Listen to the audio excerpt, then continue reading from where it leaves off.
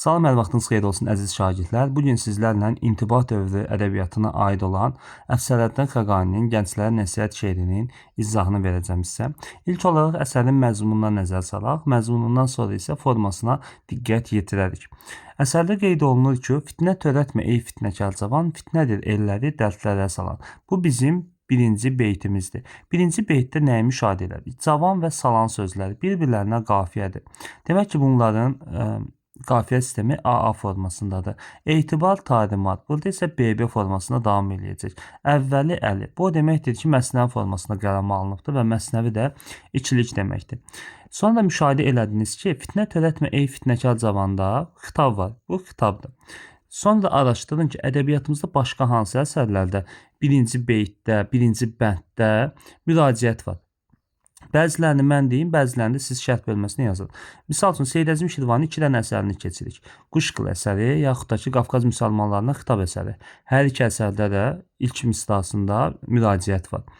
Daha sonra da Mirzə Əkbər Sabir'in Neylərdin İlahi şeirinin ilk misrasında müraciət var. İndi siz özünüz də qeyd edin ki, başqa hansı əsərlərin ilk misrasında, yaxud da ki, ilk bənd ya da beytində müraciət var. Şərh bölməsində yazarsınız, dostlarınız da faydalanar sizin fikirlərinizdən. Şeiri oxuyarkən parçalayıb oxuyum sizə. Bax, bura qədər birinci hissə adlandıraq beynimizdə. Onsuz da əsər ixtisarladır. Mən də biraz kəsə-kəsə sizə öyrədim. Burada nə danışır? Fitnə törətmə ey fitnəkar cavan, fitnədir elləri dərdlərə salan. Yəni elləri dərdə salan şey fitnədir və ona görə də fitnəkar cavana deyir ki, fitnələr törətmə, eləmə. Cana məlhəmsə də vəfa etibar, fitnəkarlıq onu talimat eləyər. Yəni vəfa etibar cana xoş gəlir, amma fitnəkarlıq onu məhv eləyəcəkdir. Hilə oğurluq kimi bir şeydir. Hilə oğurluqdur. Əvvəli çox xoşdur. Yəni kimsə aldadırsan, sənə xoş gəlir, oğurluq kimi. Amma unutma ki, oğrunun axırda nə olur? Əli kəsilir, kəsilər əli. Nifaq xəstəsisən nə qədər ki sən, əlac saymaqdan da ziyan görərsən. Burada ümumi fitnəkar cavana öyüd nəsihət verir. Daha sonra vəfa məsələsinə gəlir bu hissələrə qədər. Vəfa küçəsindən ev tut yəqin bil, vəfa mənzilidir ən yaxşı mənzil. Bugün yoxdursa da kimsədə vəfa, vəsiyyət edirəm olma bir vəfa. İkinci misrada vəfalı olmaqdan danışır. Keçək üçüncü hissəyə. Üçüncü hissədə dostluqdur. Çalış az dostluq et. Etsən də əgər, dostluqda möhkəm ol, sözdə mötəbər. Dostu qovanları yanına alma. Yoxsa gözüm ağlar, müəllif özü nəzərdə tutur. Yoxsa gözün ağlar bu əhvalını, özünün gözünü nəzərdə tutur. Dostun haqlı vursa birini zinhar, demək ki, layiqdir, çıxma havada. Dost müttəhim edib kimi etsə rədd, qardaşın olsa da önünə çək səd. Qırsa bir budağı dost hislənərək, o cənnət ağacı olsa da əl çək. Dostun əkdiyi gül olsa da tikən, çıxarıb yerindən onu atma sən. Bu hissənin də adı olsun dostluq məsələsi. Dostluq başladı. Çalış az dostluq etsən də əgəldən, dostun əkdiyi güldən tikən. Bu o deməkdir ki, dostunu hər zaman üstün tut. Qardaşın belə olsa, əgər onu müttəhim edib rədd eləyirsə, qardaşın da önündən sədd çək. Cənnət ağacının budağını qırırsa, o ağacdan da əl çək. Gülü qırsa belə, olsa da tikan, çıxarıb yerindən, dostun əkdiyi gül deyil tikan olsa, onu çıxarıb yerindən atma. Çünki dostun əkibsə bir bildiyi var. Hətta birini vurursa zinhar, demək ki, layiqdir, çıxma havada, onu qoruma, havadar olma. Dostu qovanları da yanına alma, yoxsa gözün bu əhvalına ağlayacağı vurğulanır. Bu bizim üçüncü hissəmiz idi. Keçək dördüncü məsələyə. Haqq yolunda çalış o qədər ki, haqq razı qaldığını biləsən mütləq. Bir kiçik adama nəvaziş etsən, sənin böyüklüyün yetməz əlindən. Razılıq etsən də səndən bir nadan, onun tərifinə aldanmayasan. Sən onu öyüdükcə o lovğalanar, özünü yoldaş yox, əmoğlun sanar. Daha boyun qoymaz işə, xidmətə, lovğalar yabancı olur hörmətə. Boyun böyüklüyü deyildir gərək, hümmət böyük olsun, bir də ki ürək. Dünyada ağıl tək bir ustad varmı? O bir qul yanında şagird olarmı? Sənətdə tək olan bu Xaqanidən gəlincə mənalı fikir eşitsən. Qorun pis adamdan anla ki onlar, əqrəb tək kör olar, ilan tək lal kal. Deməli, gənclərə nəsihət əsərini 5 fərqli yerə bölürük. Birinci hissədə fitnəkarlıqdan danışır və onun insana törətdiyi ziyanlardan danışır. İkinci hissədə vəfalı olmaqdan, üçüncü hissədə dostluq məsələsindən, dördüncü hissədə haqq yoluna gəlməkdən və gələrkən nələrə riayət etməkdən danışır. Misal üçün, deyir ki, bir kiçik adama əgər nəvaziş eləyirsənsə, bu sənin böyüklüyünü əlindən almaz. Hətta belə bir ifadəmiz var. Deyirik ki, həmişə böyüklərə hörmət eləyin, böyüklərə hörmət eləyin, amma bu doğru fikir deyil. İnsan insana hörmət eləməlidir. Böyüyə hörmət yox, insana hörmət eləmək lazımdır. Bu düşüncədə həyata baxmaq lazımdır ki, Xəqani də onu deyir ki, vacib deyil böyüyə hörmət eləyəsən. Bir kiçik adama da hörmət eləsən. Sənin böyüklüyün getməz əlindən. Əgər deyir səndən bir adam razılıq eləsə ki, filankəs yaxşı insandır, onun tərifinə heç vaxt aldanma. Sən onu övdükcə o lovğalanar, özünü yoldaş yox, əmoğlun sanır. Yəni nadan bir insanı öyürsən, lovğalanır və özünü sənə daha yaxın hiss eləyər.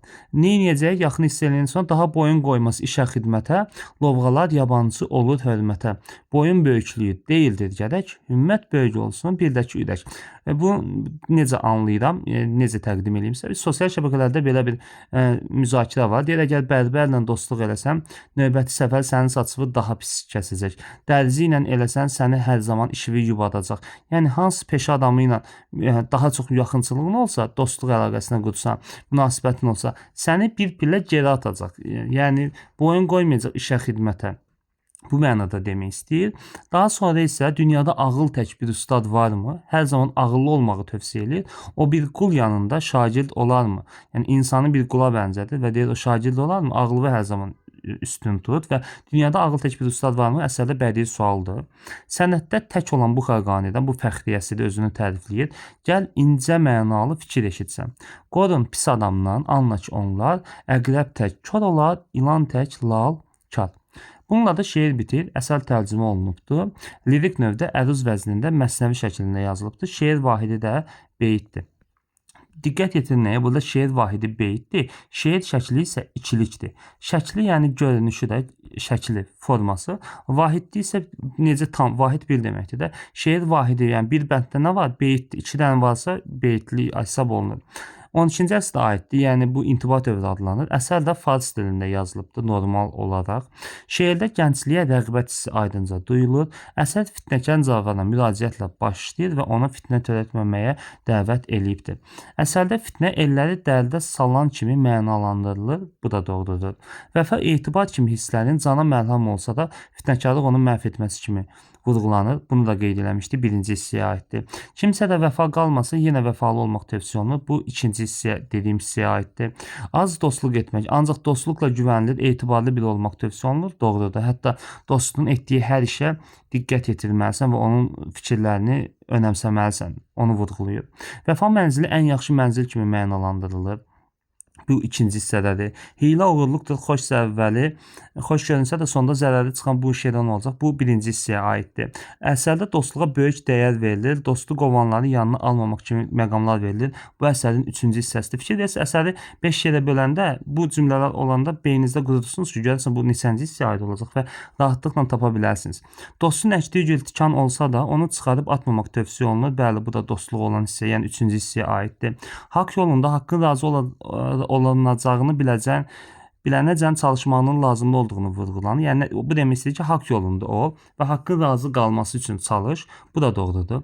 İnsan kiçik birinə nəvaziş edərsə, onun böyüklüyü əldən getməz. Bu da 4-cü hissəyə aiddir. Nadan birinin tərifinə aldanmamaq lazımdır. Nadan insanları təriflədikcə özünü çox yaxın hiss edirlər. Lovğalar tərifləndikcə işdən boyun qaçırırlar. Bu da indi ən sonuncu hissəyə aiddir. Ağıl ən üstün bir ustad kimi dəyərləndirir. Onun qul yanında şagird olmayacağı vurğulanır. Müəllif sonda deyil, gördüyünüz kimi sondan bir beyt öncə öz adını çəkir, amma müraciət yoxdur. Müraciət olması üçün sağında sonda vergül olması lazımdır. Müəllif adını çəkdiyi beytdə özünü sənətdə tək olan biri kimi qələmə verir, pis adamlardan qorunmağı tövsiyə edir və çünki onlar əqrəb tək kor, ilan tək də lal kar olurlar. Bununla da əsərimiz bitir. Gəlin sizə belə bir sual verin. Burada ilanın lal kar olması məsələsi vurğulanıb, amma sizcə hansı əsərdə ilan müdrik obraz kimi qələmə verilibdir? Siz indi bunu şərh bölməsində yazın. Növbəti mövzuda, növbəti dərslərdə görüşmək ümidi ilə Allah'a əmanət olun. Sağ olun.